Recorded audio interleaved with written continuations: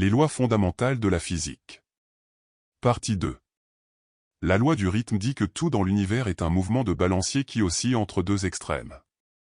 La Bible explique cela quand elle dit que chaque chose a son temps, donc aucune situation n'est éternelle.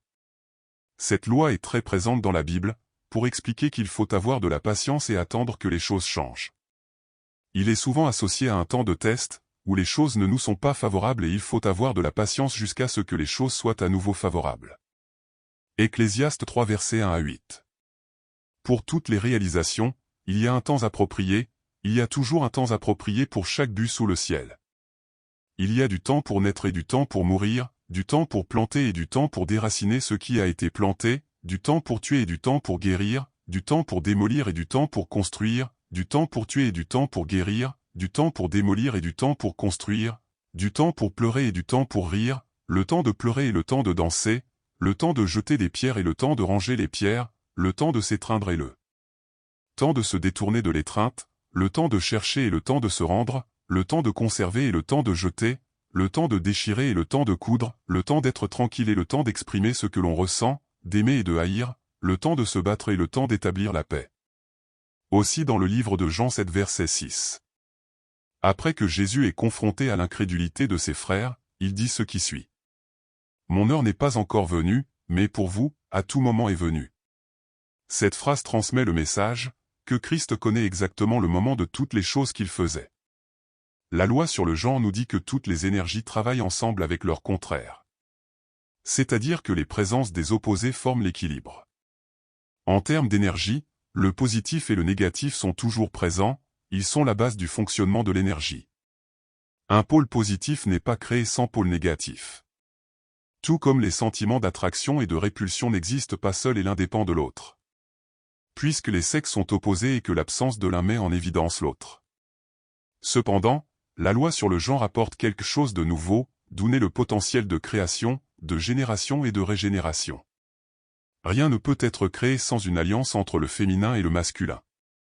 La loi de cause à effet, également connue sous le nom de karma, suppose que rien n'arrive par hasard, puisque le hasard n'existe pas. Nous appelons hasard ces phénomènes que nous ne savons pas expliquer, mais il y a toujours une cause à chaque effet. La cause est l'effet d'une autre cause, ce qui signifie que l'univers tourne autour des choix faits et des actions entreprises, qui génèrent des conséquences. De telles conséquences génèrent d'autres effets. Le Christ explique cela dans plusieurs textes bibliques.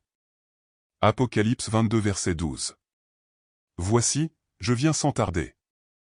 Et j'apporte avec moi la récompense que j'ai pour récompenser chacun selon ses œuvres. Un autre exemple tiré du livre de Job, Job 34, 11. Maintenant, Dieu paie l'homme en fonction de ce qu'il fait, et lui donne ce que sa conduite mérite. Psaume 24 verset 8.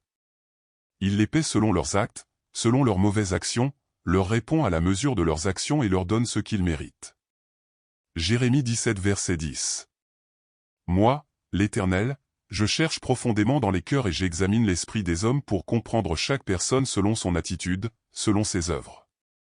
Ainsi, la conclusion que les hommes viennent aux lois qui régissent l'univers, sont toutes décrites dans la parole, donc Christ conseille de prêter attention à nos sentiments et comportements, avec envie, avidité, haine, vanité, etc., et nous dit que l'amour est la clé qui ouvre chaque bénédiction de l'univers. Christ dit que la parole doit être révélée à la fin des temps, et la raison de cette révélation est que la science des hommes finira par confirmer tout ce qui est écrit après des siècles et des siècles. Ce message vise à partager les connaissances. Elle apporte l'espoir, que Dieu vous parlera à travers le message, parce que je révèle une partie. Comme le dit le mot, nous le savons en partie, parce que tout est complété ensemble, où l'Esprit révèle la plénitude. Partagez la vidéo et regardez beaucoup d'autres déjà réalisées.